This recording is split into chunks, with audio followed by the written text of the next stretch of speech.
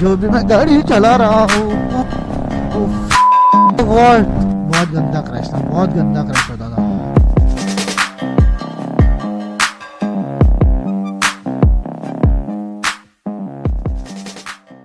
Okay, so new day and new ride. So basically आज की जो राइड है उसमें मैं जा रहा हूँ सोमनाथ, जो कि है गुजरात में, जो कि एक ज्योतिर्लिंग है। और आज की मेरे राइड में मेरे कुछ फ्रेंड्स ने मेरे साथ ज्वाइन किया है, और मेरे सिस्टर भी है मेरे साथ राइड पे। She is pillion with me. So basically हमें निकलना था, हमारा एस्टिमेटेड टाइम था निकलने का 1:30 बजे का, बट हमें निकलते निकलते 2:30 बज गई। So this is what the context of ride is. अब जो रूट हम जाने वाले, जो जिस रूट से हम सोमनाथ जाने वाले हैं, बेसिकली उसमें हमको फेरी मिलने वाली है। सो वो फेरी का जो टाइमिंग है वो है 9 बजे का, मॉर्निंग में 9 बजे का, और शाम को 4 बजे का, ठीक है। और जो फेरी है वो स्टार्ट होने वाली है हज़ीरा करके एक जगह है गुजरात में, वहाँ पर हज़ीरा पोर्ट, हज़ीरा रोरो करके है। तो वहाँ से फेरी वगैरह सब मिलने वाली है हमें, रोरो या फेरी कुछ भी बोल लो, वो मिलने वाली है हमें। और उनकी वेबसाइट से हम लोगों ने टिकट बुक किया है। तो टिकटिंग या फिर उसके रिलेटेड जो भी इंफॉर्मेशन है उसका लिंक मैं डिस्क्रिप्शन में ऐड कर दूंगा, तो आप वहाँ से आप चेकआउट कर सकते हो। टू द टाइमिंग्स, 2 रोरोस चलती है, एक 9 बजे की है, मॉर्निंग 9 बजे की, और एक इवनिंग 4 बजे की है। सो हम लोगों ने जो है वो मॉर्निंग वाला रोरो बुक किया है, और उन्होंने मेंशन किया है कि अराउंड 8 o'clock वहाँ पर you have to reach to start the check in process, to start the check in process. और जब हमने गूगल मैप पे चेक किया तो मेरे लोकेशन से हज़ीरा जो रोरो पोर्ट है उधर तक का डिस्टेंस अराउंड 7 to 8 आवर्स का बता रहा था, समवॉट अराउंड 285 किलोमीटर्स का कुछ तो डिस्टेंस है। सो 6 to 7 आवर्स का जर्नी बता रहा था। सो इसीलिए वी डिसाइडेड कि हम रात को ट्रैवल करेंगे। हमने सोचा था कि हम 4 बजे वाला रोरो करते हैं ताकि हेक्टिक ना हो, बट बात ये थी कि अगर हम 4 बजे वाला करते थे तो रोरो जो है उसको भी हज़ीरा से गोगा पहुंचने तक 4 to 5 आवर्स का टाइम लगेगा रोरो को भी। तो हमने सोचा कि यार रात में गुजरात में ट्रैवल करना, वो भी अननोन रोड पे, it will not be safe. हमने वो ऑप्शन ऐसा सोचा कि नहीं, वो ऑप्शन सही नहीं रहेगा। इट्स बेटर कि हम यहाँ पर रोड्स वगैरह जानते हैं, तो इट्स बेटर कि हम ये जो रास्ता है यहाँ पर हम नाइट में राइड करें, और बाकी पूरा जो दिन है वो पूरा गुजरात में फिर हमारा राइड हो जाएगा। तो वो हमारे लिए एक सेफ़ ऑप्शन था। तो इसीलिए हमने डिसाइड किया कि हम रात को ही निकलेंगे, और जो 9 बजे वाला रोरो है we will pick that roro. By the way मैं बहुत ज़्यादा एक्साइटेड हूँ इस राइड के लिए।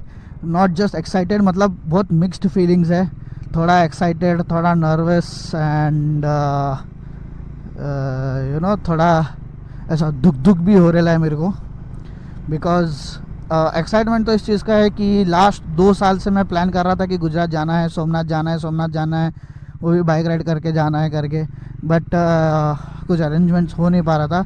और आज फाइनली बाइक राइड करके सोमनाथ जा रहा हूँ। सो उसके लिए बहुत ज़्यादा एक्साइटमेंट है।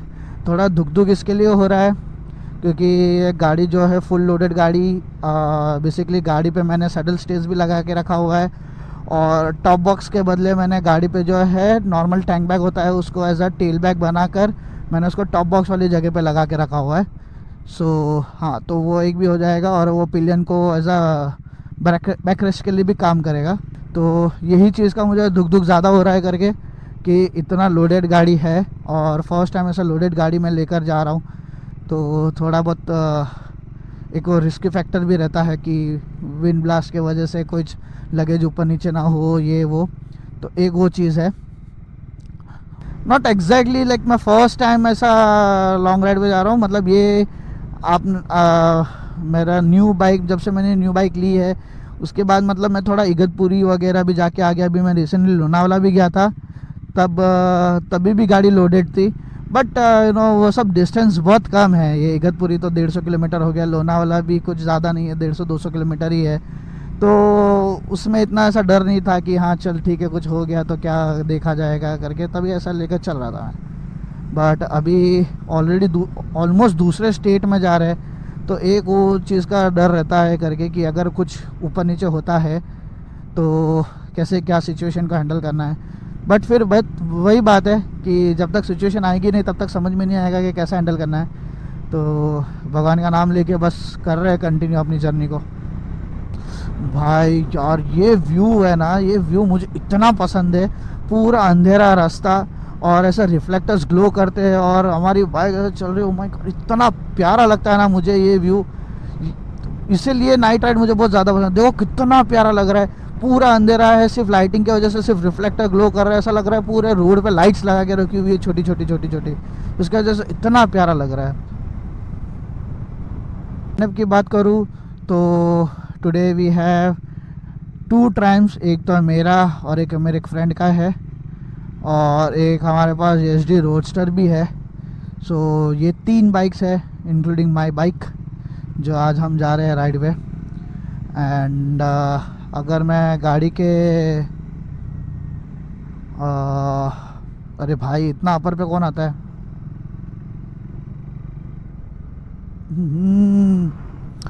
इतना अपर पे क्या देखना है भाई, पूरा गांव देखना है क्या तुमको? हाँ। सो फाइनली अभी हम आ गए हैं हाईवे पे। बट अगर अब मैं गाड़ी के स्पेक्स की बात करूँ तो जितना भी मैंने गाड़ी अभी तक हाईवे वगैरह पे चलाया है, मैंने जितना भी राइड वगैरह किया है गाड़ी पे, तो गाड़ी के बहुत अच्छे अच्छे रिव्यूज़ है। गाड़ी का परफॉर्मेंस एक नंबर है, सब कुछ बहुत अच्छा है। But you know nothing can be perfect. तो उसी तरह गाड़ी में भी कुछ फ्लॉज है, जैसे कि आप देख सकते हैं गाड़ी का हेडलाइट एकदम शिट है। मतलब 1% मुझे सामने से कुछ भी नहीं दिख रहा है, पूरा गाड़ी मुझे जजमेंट पे चलाना पड़ रहा है। और अगर सामने से कोई गाड़ी आ रही है और तो फिर तो भूल ही जाओ कि कुछ भी दिखने वाला है, कुछ भी नहीं, कुछ nothing, no shit you can see from the front, ये हेडलाइट की वजह से। अब मैं इस पे एक्चुअली ऑक्सिलरी लाइट्स लगा नहीं पाया क्योंकि मुझे ये राइड स्टार्ट होने के पहले ही मैं ऑलरेडी लोनावाला का राइड करके आया था, प्लस ऑफिस का भी काम वगैरह था मुझे, तो मुझे ऑक्सिलरी लाइट्स वगैरह लगाने का टाइम तो मिला नहीं। तो इसके लिए मैं ऑक्सिलरी लाइट्स लगा तो नहीं पाया है गाड़ी में। बट हाँ, हेडलाइट जो है इसका एकदम शिट है। तो अगर आप कोई भी ये बाइक के साथ राइड पे जाने का प्लानिंग कर रहे हो तो याद रखना कि आपको ऑक्सिलरी लाइट्स लगानी ही पड़ेगी। अगर आपको थोड़ा भी आप नाइट में ऐसा सोच रहे हो कि थोड़ा बहुत नाइट में राइड कर लेंगे करके, तो आपको ऑक्सिलरी लाइट्स की बहुत ज़्यादा ज़रूरत पड़ने वाली है।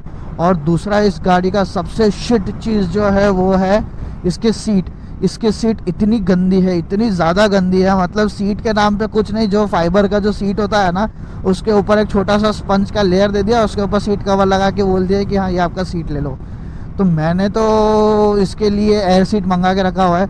एयर सीट का मेरा अभी तक तो एक्सपीरियंस अच्छा रहा है, बट उसमें भी एक दिक्कत ये है कि इसके जो सीट्स है वो ऐसा स्लांट है हल्के से आगे, तो कभी अगर सीट सही तरीके से माउंट नहीं की ना तो आप, वो राइडर है ना, धीरे धीरे ऐसा आगे फिसलते रहता है। तो वो एक चीज़ है, तो इसका एयर सीट का आपको सेटिंग प्रॉपरली करना पड़ेगा। तो ये 2 चीज़ बहुत ज़्यादा मुझे ड्रॉबैक्स, बहुत मेजर ड्रॉबैक्स है। और ब्रेकिंग से मुझे, इस गाड़ी की ब्रेकिंग से मुझे कोई भी कंप्लेन नहीं है, क्योंकि यू नो गाड़ी का ब्रेकिंग अल्टीमेटली राइडर के हाथ में कि वो किस तरीके से गाड़ी को कंट्रोल करता है, राइट। और रही बात गाड़ी के परफॉर्मेंस की, तो भाई गाड़ी का परफॉर्मेंस एक नंबर है। मैं कोई भी गियर पे हूँ, अगर मुझे ओवरटेक करना है तो मुझे ये नहीं सोचना पड़ता कि अरे मुझे 2-3 गियर शिफ्ट डाउन करने पड़ेंगे and then I have to shoot. नहीं, मैं जो गियर पे हूँ, एक्सीलेटर खींचा, भले 5th गियर भले 6th गियर, गाड़ी शूट्स लाइक अ बुलेट। तो गाड़ी का पिकअप एंड ऑल एक नंबर है, कोई भी गियर पे हो, बहुत मज़ा है गाड़ी का। और दूसरा इसका, जब भी ट्रैफिक में अगर आप स्लोली प्रोग्रेस कर रहे हो ट्रैफिक में, तो आपको वो स्ट्रेस नहीं रहता है कि अरे एक्सेलेटर देके गाड़ी चलानी है, ये करना है वो करना है। आप सिंपली क्लच छोड़ो और गाड़ी ऑटोमेटिक मस्त 3rd 4th गियर तक चलते रहती है, वो भी इतने लोड के साथ। मैंने जितना भी मेरे पास लोड है मैंने वो लोड के साथ गाड़ी को ऐसे चला कर देखा हुआ है और गाड़ी एक नंबर चलती है वो लोड के साथ भी। क्लाइमेट इतना मस्त है, इतना अच्छा क्लाइमेट है ना फिलहाल कि एकदम चिल्ड क्लाइमेट है। और मैंने अंदर थर्मल लेयर पहना हुआ है तो भी मतलब फील हो रहा है कि हाँ बाहर ठंडी अच्छी खासी है। भाई ये राइड के वजह से मैं इतना ज़्यादा एक्साइटेड था। एक्चुअली हम लोग का प्लान था कि we as a being a corporate मजदूर हम हमारी 8-9 घंटे की शिफ्ट कंप्लीट करेंगे, 9 to 6 कंप्लीट करके 6 बजे सब पैकिंग वगैरह करके 6 से 8 बजे तक के आसपास तो हमारी पैकिंग हो जाएगी। वो सब करके हम थोड़ी देर सो जाएंगे करके। 6 से 8 तो पैकिंग कुछ हुई नहीं, राइड के अरेंजमेंट्स में थोड़ा बहुत टाइम चला गया। फिर घर पे आके सोने की कोशिश की तो राइड एक्साइटमेंट की वजह से बिल्कुल भी नहीं सो पाया मैं। सो बेसिकली अभी मैं जो गाड़ी चला रहा हूँ ऐसा समझ लो कि बिना सोए पूरा टाइम बिना सोए मैं गाड़ी चलाने वाला हूँ। इससे मेरे को ऐसा ना हो जाए कि अरे अभी नींद आ रही है करके, क्योंकि एक्साइटमेंट के मारे सो तो नहीं पाया मैं। और अभी ऐसा मस्त इतना ठंडा है, एकदम कोजी क्लाइमेट हो गया है, इतना अच्छा लग रहा है। तो ऐसा लग रहा है कि हो कहीं नींद ना आ जाए मुझे। बहुत टाइम बाद ये रास्ते पे आ रहा हूँ मैं। लास्ट 15 अगस्त पे आया था अहूरा का राइड के लिए, बट वो टाइम पे रास्ते तो बहुत ही ज़्यादा बेकार थे। बट लगता है रिसेंटली महाराष्ट्र में बहुत अच्छे से काम हुआ है। रास्ता इतना सुंदर, इतना अच्छा हो गया है, एकदम प्लेन। थोड़ा बहुत बीच में पैच वर्क है बट रास्ता काफ़ी अच्छा हो गया, बहुत स्मूथ राइड है अभी तक का। महाराष्ट्र में स्पेसिफिकली लाइक मुंबई में ऐसा हाईवे बहुत रेयरली देखना मिलता है और रास्ता भी काफ़ी सही लग रहा है। अभी तक ऐसा कुछ भी एकदम सडन पॉट होल वगैरह कुछ भी नहीं आया है, कहीं पर भी ऐसा एक सडन बम्प वगैरह कुछ भी नहीं है। काफ़ी अभी तक की सबसे वन ऑफ द महाराष्ट्र में बेस्ट रोड मिला है अभी तक का, ऐसा समझ लो आप। मैं सोच रहा हूँ कि आगे एक टोल आएगा तो टोल के बाद एक स्टॉप लेते हैं, क्योंकि ठंडी बहुत ज़्यादा बढ़ गई है। अभी ऑलमोस्ट 4 बजने आया है, ठीक है, ऑलमोस्ट और 4 घंटे का राइड बचा है। बट ठंडी इतनी ज़्यादा हो गई है कि ग्लव्स के अंदर मेरे हाथ पूरे ठंडे हो गए और एकदम अकड़ गए मेरे हाथ। मेरा क्लच भी सही से पकड़ने नहीं हो पा रहा और एक्सीलेटर से जो पकड़ के रखा है वो वापस से छूट नहीं पा रहा है। तो इतनी ज़्यादा हाथ वो ठंडी लग रही है। नॉर्मल चाय वगैरह पी के थोड़ा स्ट्रेच वगैरह करेंगे फिर वापस आगे कंटिन्यू करेंगे। इतनी ज़्यादा ठंडी है, लिटरली हमारे पूरे हाथ फ्रीज़ हो गए थे, हमारे मुँह से धुआं निकलने लग गया था, इतनी ज़्यादा ठंडी थी। अच्छा हमने एक शॉर्ट ब्रेक लिया, थोड़ा वार्म अप वगैरह कर लिया, अब कंटिन्यू राइड करेंगे। जैसे जैसे आगे बढ़ते जा रहे हैं हम, ठंडी भी वैसे बढ़ती जा रही है। हाँ हाँ हाँ, I think we are officially in Gujarat right now. The temperature is okay for now. अभी तो टेम्परेचर सही लग रहा है। अभी में भी आदत पड़ गई है या इसलिए टेम्परेचर सही लग रहा है कि क्या पता नहीं, बट हाँ अभी काफ़ी बेटर है कंडीशन।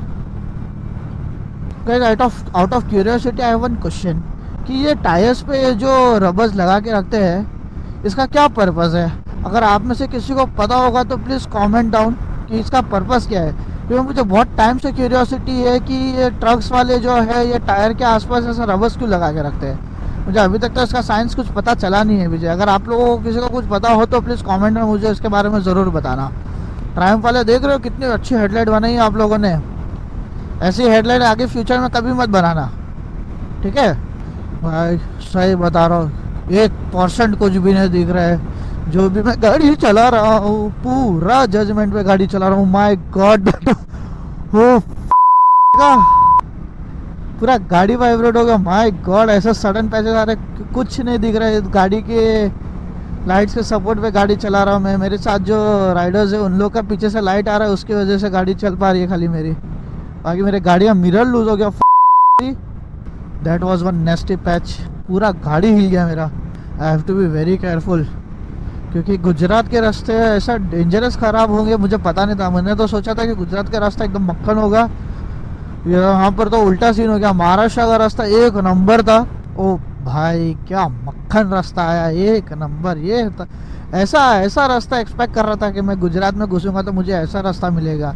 तो पीछे जो रास्ता मिला था भाई उसने तो मेरी पूरी दुनिया हिला डाल दी थी, एकदम पोपट लाल जैसा मेरे को वाइब आ गया था कि भाई सब हिल गया मेरा तो अंदर से।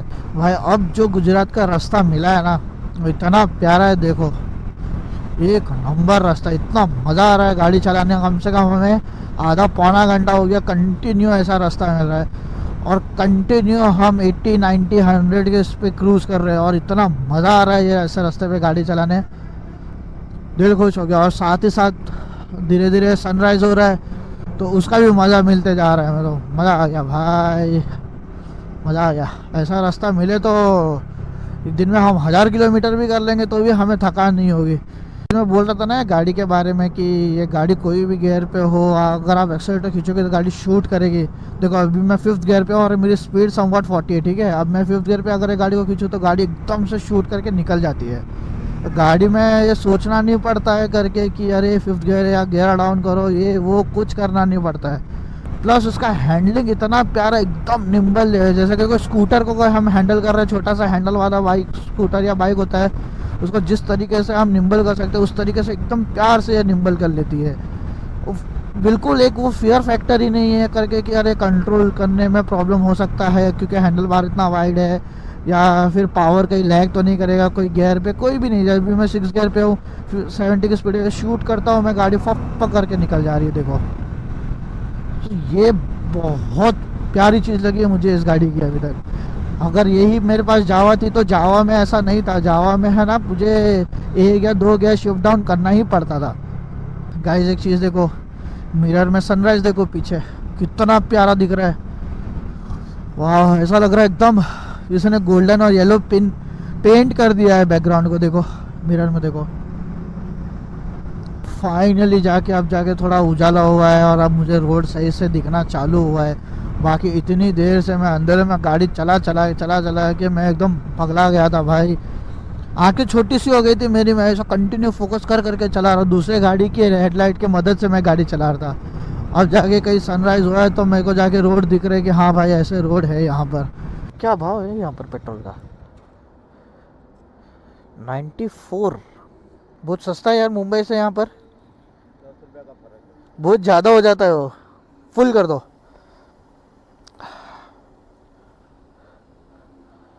ये 90 किसका है? ये 90 किसका है? ये डीजल का। अच्छा, फुल करना है।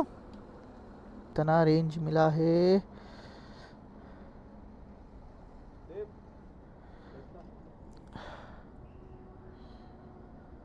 काफ़ी अच्छी चल गई यार। 212 और एडिशनली उसमें मैं ऑलमोस्ट 55-60 किलोमीटर्स चला चुका था और 110 का रेंज बाकी था। Thank you. So finally fuelling भी हो गया है और सनराइज़ भी कम्प्लीटली आ गया है। बाहर सनराइज़ हो गया कम्प्लीटली। अब एटलीस्ट रास्ता मुझे क्लियरली दिख रहा है। और अभी हमारा जो डेस्टिनेशन बचा है वो 1 hour 10 minutes की डिस्टेंस पे ही है। So I hope like most probably जो चांसेस है कि हम लोग टाइम पे पहुंच ही जाएंगे। सिर्फ 10-15 मिनट का ऊपर नीचे का फ़र्क पड़ेगा। सो काफ़ी अच्छा खासा हम लोगों ने जो जितना भी डिले किया था सब कुछ कवर अप कर लिया।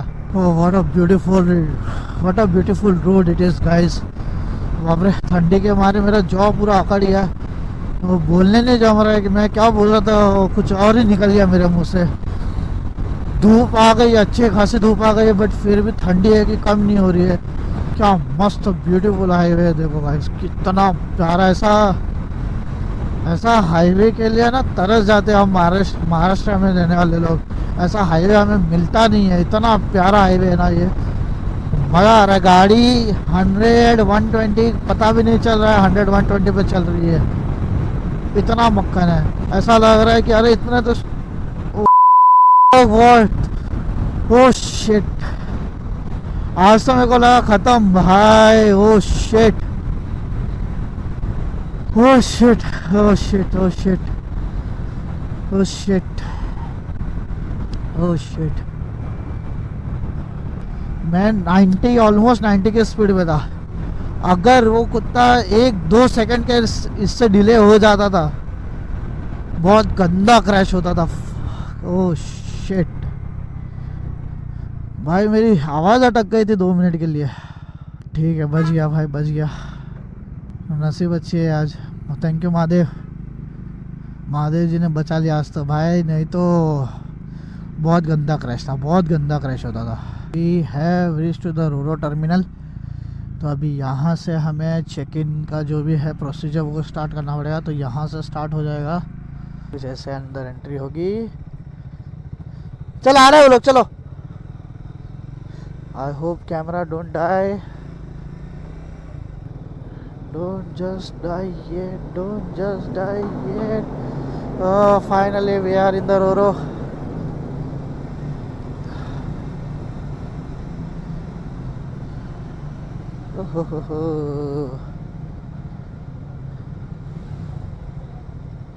पीछे का ब्रेक पकड़ के रख, पीछे का ब्रेक, पीछे का ब्रेक।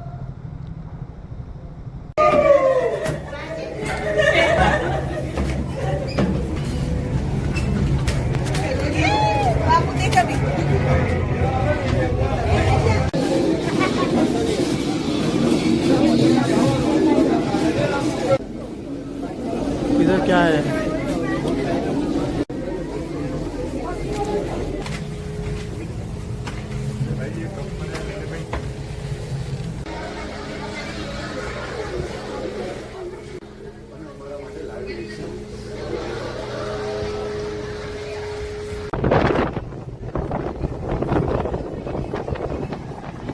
तो फाइनली अभी हमारा डेस्टिनेशन आ गया है। हजीरा से हम गोगा भी रीच हो गए हैं। फिर बाहर निकलेंगे, एक ब्रेक लेंगे, फिर उसके बाद वापस आगे कंटिन्यू करेंगे हमारी जर्नी को।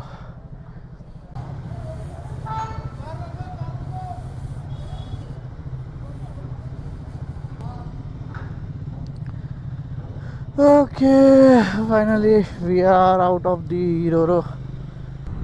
हमारे रोरो का एक्सपीरियंस तो काफ़ी अच्छा था, बट हमने जो सीट्स बुक किए थी दैट वाज कैम्बे लाउंज, उसमें अराउंड 15 to 20% का ऑक्यूपेंसी था। उसमें इशू ये था कि सीट्स जो थी वो रिक्लाइनर सीट्स थी, बट वो इतनी ज़्यादा अनकम्फर्टेबल थी क्योंकि रिक्लाइनर के नाम पे वो सिर्फ है ना मतलब 15 to 20 डिग्री खाली रिक्लाइन हो रही थी, और उसमें पैर रखने के लिए कोई सपोर्ट नहीं। और दूसरा जब भी रोरो चल रही थी तो वो वाइब्रेशन की वजह से पूरी सीट्स वाइब्रेट हो रही थी। प्लस उसका जो डोर था वो डोर इतना कंटिन्यूसली आवाज़ कर रहा था कि मैं ढंग से सो भी नहीं पाया, ढंग से रेस्ट भी नहीं कर पाया। और प्लस उन्होंने अंदर टीवी दिया हुआ था, वो टीवी का आवाज़ कभी भी कुछ भी रैंडमली एकदम ज़्यादा तेज़ हो जा रहा है। अगर ज़रा से आँख लग रही है तो सडनली टीवी का आवाज़ इतना तेज़ एकदम बज जा रहा है कि नींद तोड़ी आ रही है। भाई कुछ भी बोलो, गुजरात के रास्ते जो है ना, हाँ स्टार्टिंग में थोड़े पैच ख़राब ज़रूर मिले। जैसे ही गुजरात में थोड़ा एंटर किए दमन वगैरह के साइड में थोड़ा पैचेस वगैरह ख़राब ज़रूर मिला, बट जब से रोरो से उतरे हैं हम उसके बाद से जो रोड मिला है हमें, इतना मक्खन रोड है। गाड़ी मेरी कॉन्स्टेंटली 100-110 पे क्रूज़ कर रही है और ऐसा लग रहा है कि मैं लाइक 30-40 की स्पीड पे ही चल रहा हूँ। हमें कम से कम 3 घंटा हो गया। 3 घंटे से हम लोग खाली ऐसे ही बैठे हैं, एक्सेलेटर ऐसे एक हाथ से एक्सेलेटर पकड़ कर रखा है, एक हाथ से ऐसे आराम से बैठे हुए हम लोग। 3 घंटे से कंटिन्यू खाली हमारा गाड़ी कंटिन्यू चले जा रहा है। और ऐसा ही ट्रैफिक है, ज़्यादा कोई ट्रैफिक भी नहीं है, स्ट्रेट रोड है। और ऐसा भी नहीं है कि पैच वाला कुछ ख़राब रास्ता है या कुछ भी नहीं, कंटिन्यू स्ट्रेट रास्ता है। और ऊपर से ये धूप जो है वो अभी आंखों के सामने आ रही है डायरेक्ट, तो उसके वजह से तो अब तो ऐसा लग रहा है कि वो एकदम मस्त माहौल बन गया हेलमेट के अंदर।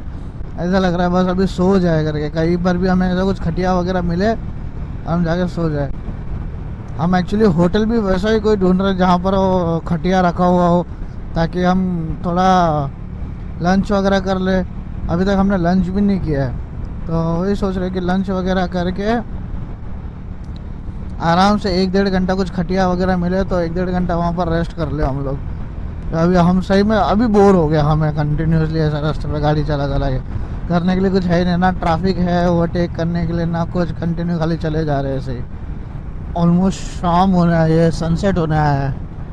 हम लोग को भूख लगी, हम लोग ने लंच नहीं किया है, हम कंटिन्यू खाली भगाए जा रहे हैं। ये जो रास्ता है इस पर ना ढाबे है ढंग के ना कुछ। एक ढाबे पे हम रुके भी थे तो बोला कि उनके पास अभी कुछ खाना है नहीं, सिर्फ एक ही भाजी है।